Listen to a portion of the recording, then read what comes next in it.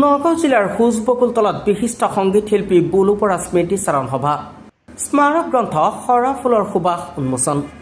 নগাঁও জিলাৰ হুজবকুলতলাৰ বিশিষ্ট সমাজসেৱী জনপ্ৰিয় সংগীত শিল্পী বঁটা প্ৰাপক বুলু বৰাৰ সোঁৱৰণত তেখেতৰ বাসগৃহত আদ্য শ্ৰাদ্ধ উপলক্ষে আজি এখনি স্মৃতি চাৰণ সভা অনুষ্ঠিত হয়।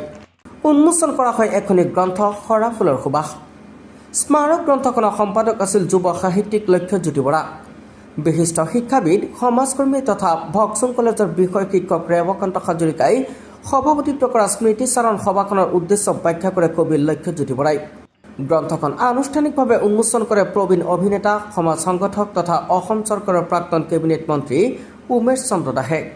ভাষণ প্ৰসংগত দাসে কয় যে মৃত্যু যদিও দুখকৰ আৰু বেদনাদায়ক, কিন্তু এই মৃত্যু মানৱ জীৱনত সদায় বন্দিত। লগতে দাসে প্ৰয়াত বুলু বৰাৰ জীৱন আৰু কৰ্মৰাজিৰ বিষয়ে বহলভাৱে বক্তব্য আগবঢ়ায়।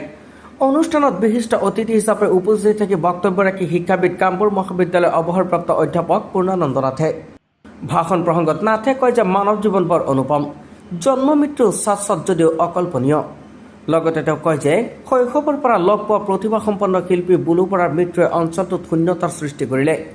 উক্ত অনুষ্ঠানত উপস্থিত থাকি বক্তব্য ৰাখে বিশিষ্ট সমাজসেৱক তথা শিল্পী বঁটা প্ৰাপক দেৱকুমাৰ নাথ, অৱসৰপ্ৰাপ্ত আৰক্ষী বিষয়া বুদ্ধেশ্বৰ খাউণ্ড, মঞ্চশিল্পী মান্না ৰাজা, স্মৃতিগ্ৰন্থ সম্পাদনা উপ সমিতিৰ সভাপতি মীনা বৰাই।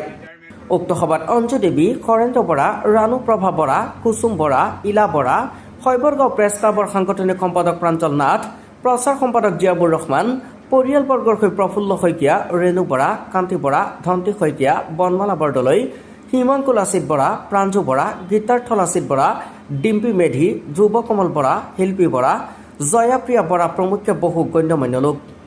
উল্লেখ্য যে উক্ত স্মৃতিচাৰণ সভাতে নগাঁও জিলা আয়ুক্ত, নগাঁও ভট্টদ্ৰৱা সমষ্টিৰ বিধায়ক আৰু উত্তৰ পেটবঢ়া শংকৰ মাধৱ কৃষ্টি বিকাশ কেন্দ্ৰ আৰু বন্তি পুথিভঁৰালৰ তৰফৰ পৰা প্ৰয়াত বুলু বৰা পৰিয়াললৈ একোখনকৈ শোকপত্ৰ প্ৰদান কৰে। হয়, আজি হুজবকুলতল নিবাসী বুলু বৰা বাইদেউৰ আদ্য শ্ৰাদ্ধৰ দিন। আজি আদ্য শ্ৰাদ্ধৰ উপলক্ষে তেখেতৰ হৈ এখন স্মৃতি চাৰণ সভা আজি অনুষ্ঠিত হৈছে আৰু এখনি স্মাৰক গ্ৰন্থ তেখেতৰ হৈ পৰিয়ালে উৎসৰ্গা কৰিছে। অতি সুন্দৰ মনোমোহা গ্ৰন্থখন তেওঁৰ বাল্যকাল, শৈশৱকাল, ছাত্ৰী জীৱনৰ, সামাজিক জীৱনৰ, সাংস্কৃতিক জীৱনৰ আৰু নগাঁৱৰ বিভিন্ন সমাজ অনুষ্ঠানৰ লগত জড়িত তেওঁৰ বিভিন্ন পদক্ষেপ ইত্যাদি গুণ ৰাখি এই গ্ৰন্থখনত সুন্দৰকৈ প্ৰতিফলিত হৈছে। আৰু খুবেই ভাল লাগিছে যে আমাৰ মাজৰ পৰা এটা সম্ভাৱনাময় উজ্জ্বল জীৱনৰ নক্ষত্ৰ হেৰাই গ'ল, যি হয়তো নগাঁৱৰ সমাজ জীৱনতেই হওক বা শৈশৱৰ সেই গাঁৱৰ উত্তৰ পেটবঢ়া এৰিয়াতেই হওক, গাঁৱতেই হওক, সকলোৰে লগত বৰ সৰবৰহী মিলাপ্ৰীতি, মৰম চেনেহ, ভাতৃত্ব, সংহতি, সম্পৰ্ক ৰক্ষা কৰি চলিছিল। যেন এনেকুৱা লাগিছে আমি সেই শৈশৱত পঢ়া দক্ষিণপাট উচ্চতৰ মাধ্যমিক বিদ্যালয়ত আমি বাইদেউক লগ পাইছিলোঁ। বৰ সৰবৰহী, হাঁহিমুখীয়া, চঞ্চল চফলা এগৰাকী সুন্দৰী যুৱতী, সকলো ক্ষেত্ৰতে জড়িত হৈ সকলোৰে মন মোহিত কৰিবলৈ সক্ষম হৈছিল। সঁচাকৈ তেখেতৰ অৱৰ্তমানত তেখেতৰ এই অকাল বিয়োগত আমি মৰ্মাহত হৈছোঁ, দুঃখিত হৈছোঁ আৰু আমাৰ সামাজিক, সাংস্কৃতিক, ৰাজনৈতিক, অৰ্থনৈতিক, শৈক্ষিক জীৱনত এটা অপূৰণীয় ক্ষতি হ'ল বুলি আমি অনুভৱ কৰিছোঁ। ধন্যবাদ। বুলু বৰা তেওঁ যোৱা 7 ফেব্ৰুৱাৰী তাৰিখে আবেলি 3:05 তেওঁ অজান মুলুকলৈ গুচি গ'ল। কিন্তু বৰ দুখ লাগে এইটোৱেই যে মৃত্যু চিৰন্তন সত্য, মৃত্যু হৈ অনিবাৰ্য, কিন্তু তেওঁ যিখিনি গুণৰ অধিকাৰী আছিল তেওঁ গুচি যোৱাত যেন সমাজৰ অপূৰণীয় ক্ষতি হৈছে।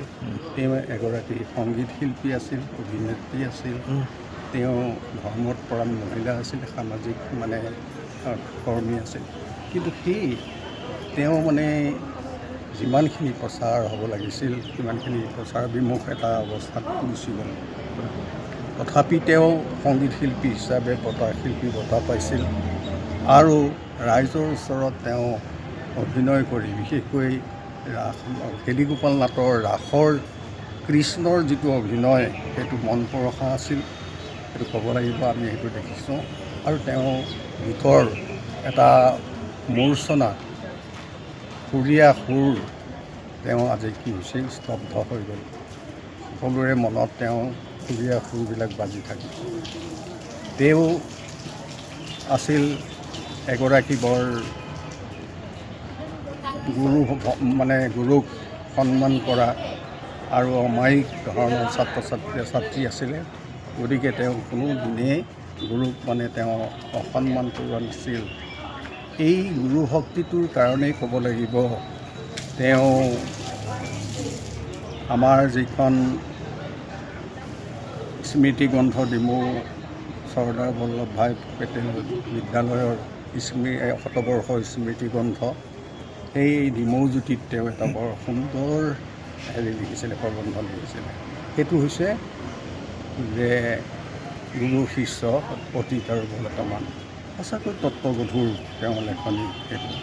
গতিকে তেওঁ যে বিভিন্ন জ্ঞান আছিল, তেওঁ যে বহু গুণৰ অধিকাৰী আছিল, মই উপলব্ধি কৰিছোঁ। তেওঁ আমাৰ মাজত আজি নাই, কিন্তু তেওঁৰ বিশিষ্ট গুণবিলাক আমি যদি ভালকৈ নিৰীক্ষণ কৰি চাওঁ, তেতিয়াহে ধৰিব পাৰিম যে তেওঁ সঁচাকৈয়ে বহু গুণৰ অধিকাৰী আছিল আৰু আজি আমাৰ মাজৰ পৰা গুচি যোৱাত সমাজৰ অপূৰণীয় ক্ষতি হ'ল। এই অনুভৱ আজি ৰাইজৰ হৈছে, সমাজৰ হৈছে। ধন্যবাদ। নগৰ পৰা প্ৰাঞ্জল নাথৰ ৰিপৰ্ট।